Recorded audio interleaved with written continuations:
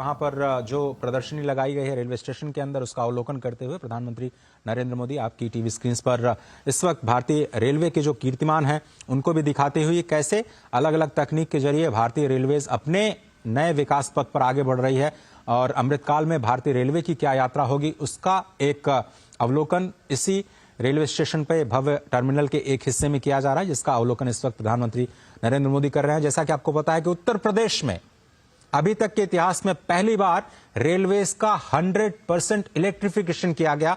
इन सभी कीर्तिमानों की जानकारी प्रधानमंत्री को दी जा रही है और कैसे नए कोचेस का निर्माण किया गया है। आपको याद होगा कि काशी जब भी जाते हैं प्रधानमंत्री नरेंद्र मोदी DLW जो डीजल लोकोमोटिव वर्कशॉप है वहां पर रुकते हैं। वो एक बहुत ही प्राचीन संस्थान है इंजन निर्माण का, जो कि स्वयं काशी की धरती पर विद्यमान है। रायबरेली का जो कोच फैक्ट्री है उससे भी आप परिचित होंगे, जिसको फिर से रिवाइव करने का प्रयास इस सरकार के दौरान किया गया और वहां बड़े पैमाने पर इन्वेस्टमेंट किया गया। रेलवेज का इलेक्ट्रिफिकेशन 100% इलेक्ट्रिफिकेशन किया जा चुका है। चौड़ीकरण का काम भी उत्तर प्रदेश में जो ब्रॉड गेज बनाने का काम है, ब्रॉड गेज के कंप्लीट इलेक्ट्रिफिकेशन का कार्य किया जा चुका है और रेलवे स्टेशन का जो मॉडल है वो देख रहे हैं, क्योंकि पहला चरण जो है वो आज लोकार्पण किया गया। अभी इसके दूसरे चरण में इसको विस्तार दिया जाएगा, 5 गुना विस्तार, क्योंकि उम्मीद यह की जा रही है कि जैसे काशी कॉरिडोर के बनने के बाद, महाकाल कॉरिडोर बनने के बाद वहां पर आने वाले लोगों की, तीर्थयात्रियों की संख्या में, पर्यटकों की संख्या में भारी वृद्धि हुई। 13 करोड़ का आंकड़ा अभी हाल ही में काशी के कॉरिडोर के बनने के बाद आया है। अयोध्या में भी उसी तर्ज पर देश विदेश से पर्यटकों के आने का सिलसिला लगातार बढ़ेगा। उसको संभालने के लिए इस क्षमता का विस्तार किया जाना है।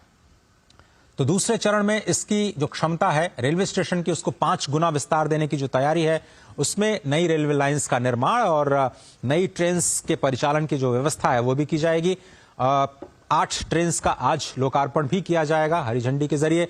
वंदे भारत और अमृत ट्रेन का एक साथ जुड़ाव, देश के अलग अलग कोने से अयोध्या को जोड़ने की जो आज परिकल्पना है वो आज जमीन पर आते हुए इस प्रथम चरण में आपको दिखाई देगी। और इस वक्त जो स्थानीय सांसद हैं, उप मुख्यमंत्री, मुख्यमंत्री और रेलवे मंत्री श्री अश्विनी वैष्णव के साथ इस रेल परियोजना के उस मॉडल का अवलोकन करते हुए और अश्विनी वैष्णव जी समझाते हुए कि किस तरह से इसका निर्माण किया गया है और कैसे अत्याधुनिक तकनीक का इस्तेमाल करते हुए इस नए टर्मिनल को बिल्कुल ग्रीन टर्मिनल के तौर पर विकसित किया गया है। कई सारे फेजेस में इसको, और स्पेस का यूटिलाइजेशन बहुत ही जबरदस्त, क्योंकि जगह बहुत कम थी वहां पर।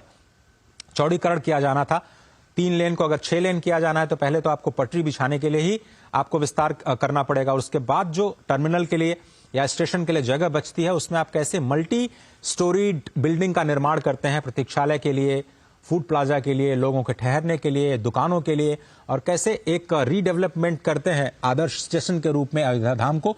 ये एक नई तस्वीर पूरी दुनिया के सामने ये है कि एयरपोर्ट की तरह आपको सभी सुविधाओं से लैस ये नया अयोध्या धाम का टर्मिनल, जिसका लोकार्पण प्रधानमंत्री के हाथों द्वारा, मुख्यमंत्री योगी आदित्यनाथ के हाथों द्वारा किया जा चुका है। বাংলার আওয়াজ, বাঙালির আবেগ, জি 24 ঘন্টা।